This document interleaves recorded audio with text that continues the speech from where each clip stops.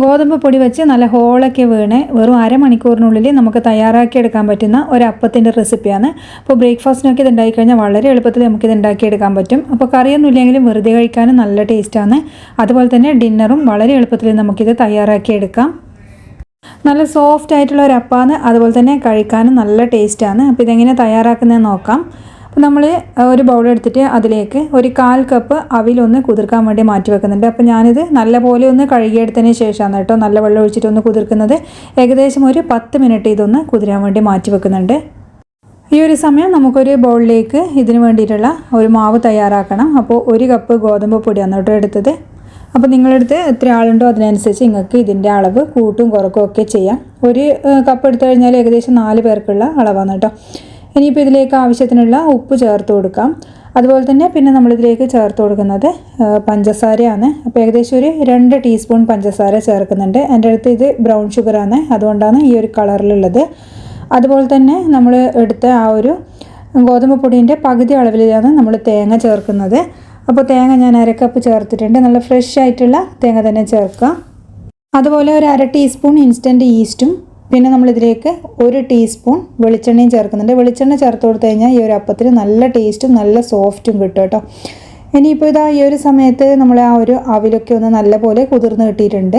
അപ്പോൾ അവിലിൻ്റെ ആ ഒരു വെള്ളമൊക്കെ ഒന്ന് പിഴിഞ്ഞെടുത്തിട്ട് നമുക്കിതിലേക്ക് ചേർത്ത് കൊടുക്കാം. അതുപോലെ അവിലിന് പകരം നിങ്ങൾക്ക് ചോറ് വേണമെങ്കിലും ചേർത്ത് കൊടുക്കാം. അപ്പോൾ നമ്മൾ എത്രയാണോ അവിലെടുത്തത് അതിന് കണക്കായിട്ട് ചോറ് ചേർത്ത് കൊടുത്താൽ മതി. അപ്പോൾ 1/4 കപ്പല്ലേ നമ്മളെടുത്തത്, അതിന് കണക്കായിട്ട് ചോറ് ചേർക്കാം. ഇനി ഇതിലേക്ക് 1 കപ്പ് വെള്ളം ചേർത്തിട്ട് ഇതിൽ നല്ലപോലെ തന്നെ ഒന്ന് മിക്സ് ചെയ്തെടുക്കാം.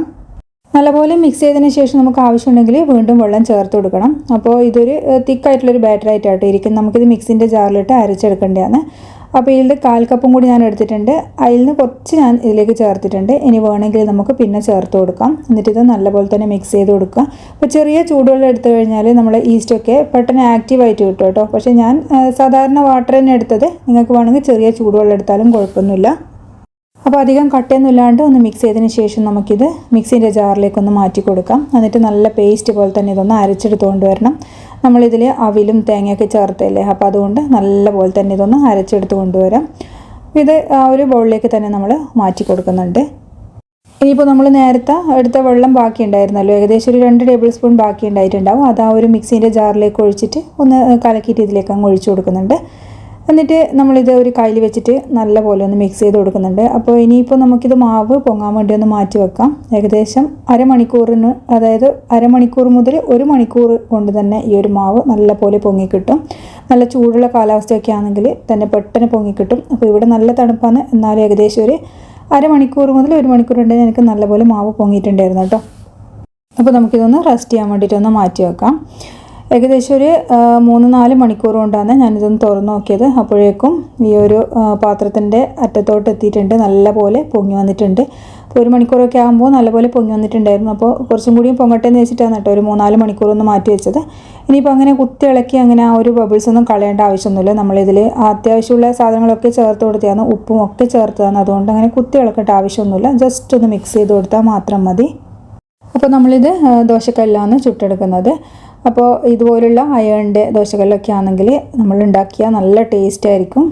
അപ്പോൾ നോൺ സ്റ്റിക്കിനേക്കാളും ചുടുന്നത് ഇതിലൊക്കെ ആകുമ്പോൾ നല്ല ഹെൽത്തിയുമാണ്, കഴിക്കാൻ നല്ല ടേസ്റ്റുമാണ്. അപ്പോൾ ഒരു മീഡിയം ഫ്ലെയിമിൽ തീ വെച്ചതിന് ശേഷം നമുക്കിതിലേക്ക് വെളിച്ചെണ്ണ പുരട്ടി കൊടുക്കാം. എന്നിട്ടൊരു 1-1.5 കിലോ മാവ് നിങ്ങൾക്ക് എത്രയാണോ വേണ്ടത് അതിനനുസരിച്ച് തയ്യാറാക്കിയെടുക്കാം. അപ്പോൾ കുറച്ച് അധികമൊക്കെ ഒഴിച്ചു കഴിഞ്ഞാൽ ഇത് നല്ലപോലെ തിക്കായിട്ട് വന്നിട്ട് നല്ല ഹോളൊക്കെ വീണ് കുറച്ച് നല്ല കട്ടിയുള്ള അപ്പമായിരിക്കും. പക്ഷേ ഞാനതുകൊണ്ട് 1 കയ്യിൽ മാത്രമേ ചേർത്ത് കൊടുക്കുന്നുള്ളൂ കേട്ടോ. അപ്പോൾ നല്ല പോലെ ഇതാ ബബിൾസൊക്കെ വരാൻ തുടങ്ങിയിട്ടുണ്ട്. നിങ്ങൾക്ക് കാണുമ്പോൾ തന്നെ മനസ്സിലാകുന്നുണ്ടാവും. ഈ ബബിൾസൊക്കെ വരുന്ന സമയത്ത് നമ്മളിതൊന്ന് മൂടി വെച്ചിട്ട് കുക്ക് ചെയ്തെടുക്കുന്നുണ്ട്.